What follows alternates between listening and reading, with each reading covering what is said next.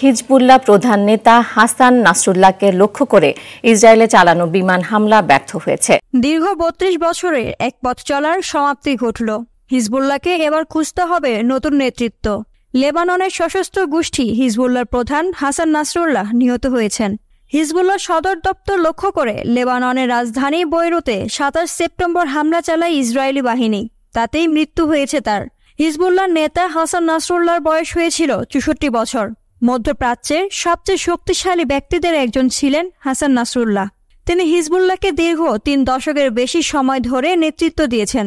তার নেতৃত্বে Hezbollah Lebanon সহ পুরো মধ্যপ্রাচ্যে এক বিশেষ অবস্থান অর্জন করেছেন।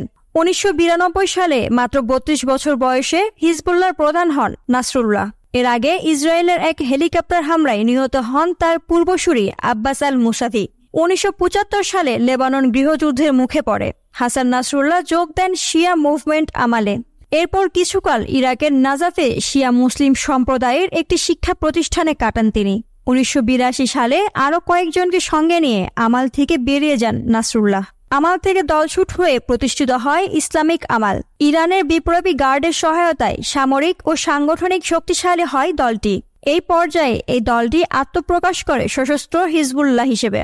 ১৯৮৫ সালে আনুষ্ঠানিক আত্মপ্রকাশে হিজবুল্লাহ যুক্তরাষ্ট্র ও সোভিয়েত ইউনিয়নকে ইসলামের প্রধান ২ শত্রু হিসেবে আখ্যা দেয়।